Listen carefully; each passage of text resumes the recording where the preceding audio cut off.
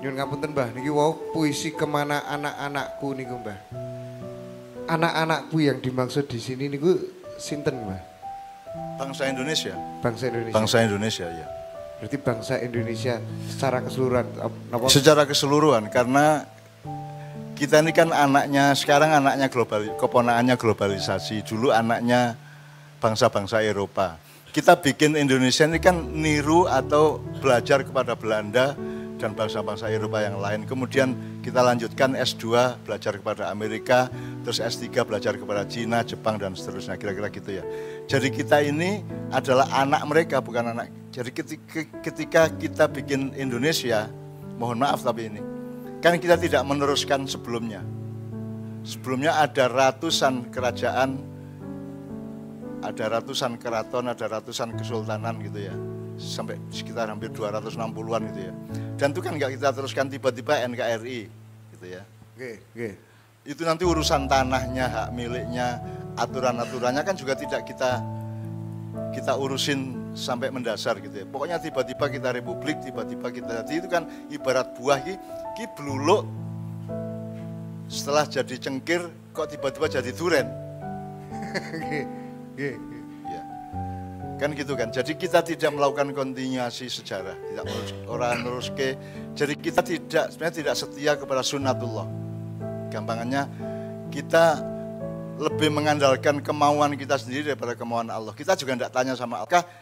Indonesia Merdeka 1945 itu didahului dengan sholat istikharah misalnya. Kan tidak.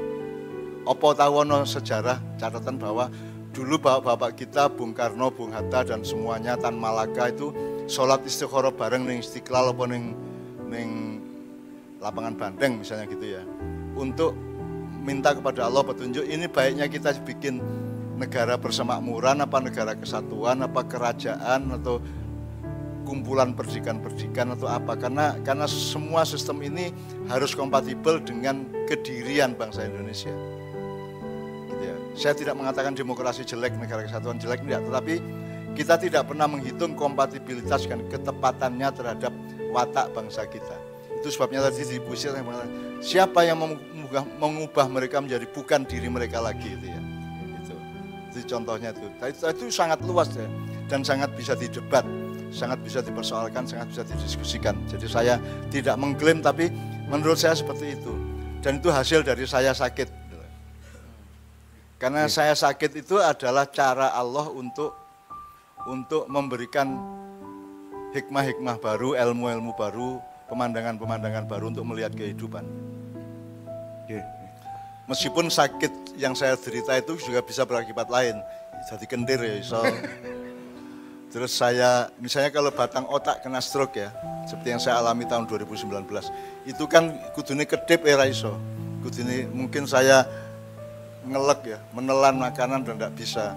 Mungkin tangan saya juga sudah tidak bisa bergerak, mungkin saya lumpuh dan seterusnya. Tapi Allah, jadi saya tidak pernah berkesimpulan bahwa sakit saya itu adalah ujian dari Allah.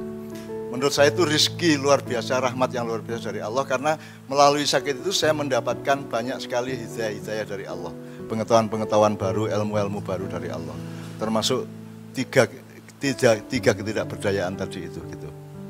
Monggo. Kak Don, saya mau nanya ini, kalau menyimak tadi puisinya itu ada yang bikin miris sebenarnya. Yang bagian mana itu? Yang kalau istilahnya miris ya sekarang. Tadi anak-anak tadi yang sudah dibikin tidak lagi menjadi diri mereka itu, ya. Itu salah satunya ditandai oleh perubahan mereka itu kerakusan tadi itu. Terus ya, ada ini apa namanya, cinta dunia. Nah ini gila dunia. Nah ini bagaimana Mbah? Apa?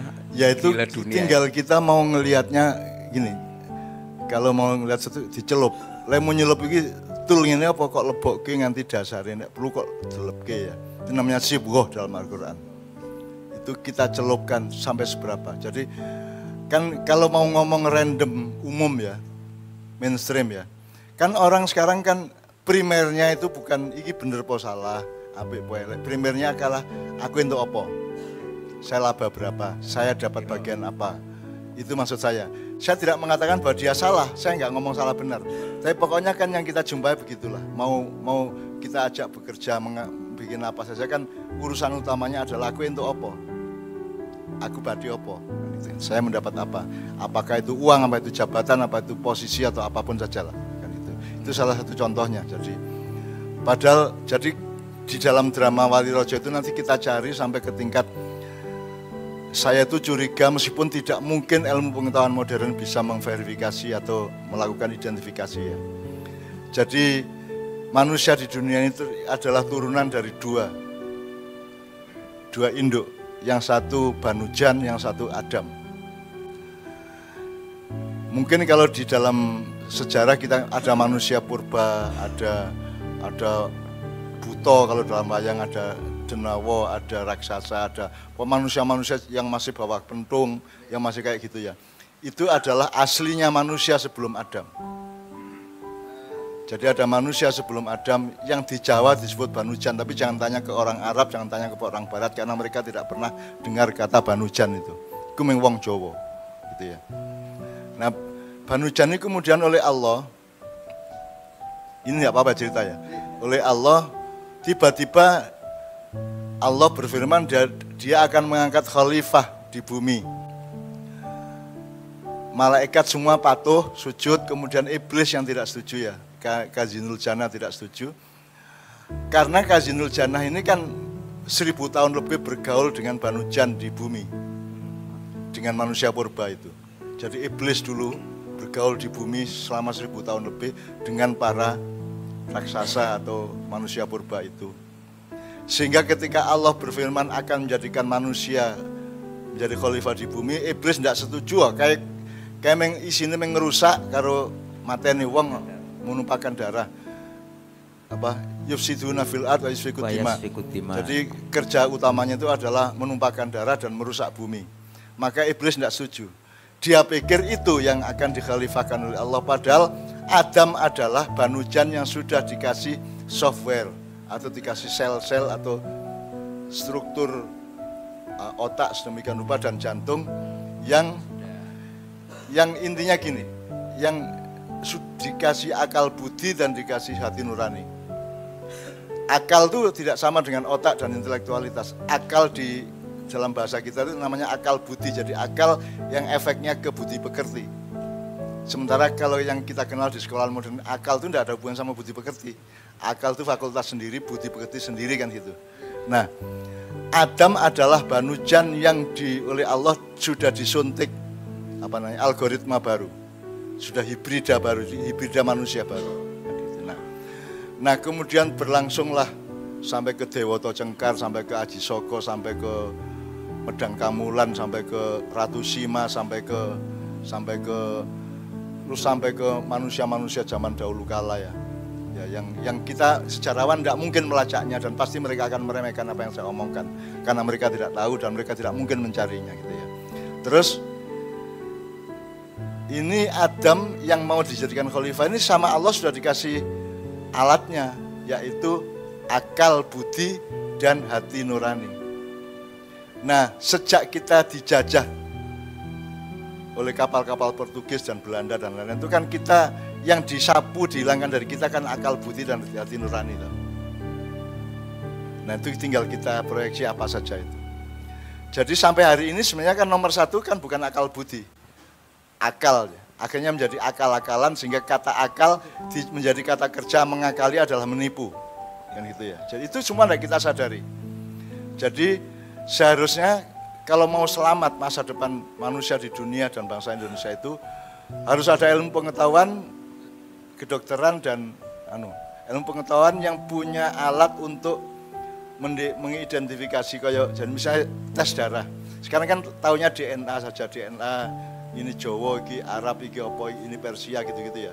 Ini DNA yang mencari ciri-ciri Banujan dan ciri-ciri Adam. Nah, saya khawatir bangsa Indonesia itu mayoritasnya adalah keturunan Adam, tapi dipimpin oleh keturunan Banujan. Saya asumsi, tapi nggak bisa membuktikan saya. Makanya dibutuhkan ilmu pengetahuan untuk tes darah tadi. Jadi sebenarnya sebelum pemilu itu sebenarnya yang diperlukan itu bukan akseptabilitas, bukan elektabilitas. Pokoknya DNA-nya itu DNA Banujan apa Adam gitu aja kalau saya. Cuman belum ada teknologinya dan para teknolog juga tidak peduli sama ini gitu. Jadi gampang. Pokoknya nek jebul Banujan aja nganti tadi bupati, apa meneh presiden kan gitu. Itu aja, pedomannya sederhana sebenarnya. Dengan menemukan algoritma dari sel-sel itu. Instruksi-instruksi yang berasal dari kumpulan sel-sel dan leh-leh saraf itu kan gitu. Nah, kui ketoknya masuk akal nih aku rasa mbuktekke. Jadi Anda jangan percaya sama saya. Jangan percaya sama saya karena saya tidak bisa membuktikan. Tapi kalau besok-besok ternyata itu benar, ya jangan terlalu menghina saya lah gitu. Kira-kira gitu, Hel. Mbah, kalau berdasarkan yang dimaksud dengan anak-anakku itu tadi bahwa bangsa Indonesia sekarang dilahirkan dari ada yang Amerika segala macam itu tadi, maksudnya bukan secara fisik ya. Terus Ibu Pertiwi niku sak tenane sinten, Mbah? Ibu Pertiwi itu kan simbol dari ibu bersama kita di dalam sejarah. Ibu Pertiwi itu kan tanah air sebenarnya. Jadi kita sebut Ibu Pertiwi itu karena kita itu punya jenis peradaban dan kebudayaan yang membedakan laki dan perempuan. Misalnya kalau bumi itu ya wedok, tanah itu siti kan, siti gitu. Jadi maka itu pasti Ibu Pertiwi, maka capital ibu kota itu kita sebut ibu kota, bukan bapak kota atau om kota atau mbah kota, tapi ibu kota.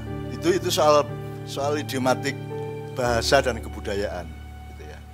Jadi Ibu Pertiwi itu bukan ada orangnya, tapi dia adalah simbolisasi dari yang kita hormati dari seluruh tanah air dan bangsa kita itu adalah ada hakikat yang namanya Ibu Pertiwi. Itu sama kalau di Arab itu ada Lata dan Uzza. Yang dilarang untuk disembah itu adalah Lata dan Uzza. Lata itu sebenarnya adalah gambaran dari orang-orang lama yang dikagumi, yang dipatungkan. Misalnya saiki ada di patung Gajah Mada apa sapa itu Lata. Atau bukan Gajah Mada adalah Lata, tapi kalau di kebudayaan Arab yang disebut Lata adalah orang-orang zaman dulu yang dikagumi. Misalnya kalau di Cina Judge Bao, ngono-ngono kaya. Ya, gitu ya. Terus Uzza adalah orang-orang ideal. Orang-orang yang dia dibayangkan jane pemimpin itu dene ngene iki. Nah, impian mereka, utopia mereka atau gagasan mereka mengenai pemimpin yang belum ada itu dipatung gitu. Itu namanya Uzza. Ini menurut Cak Fuad, bukan menurut saya ya, menurut Majelis Umana.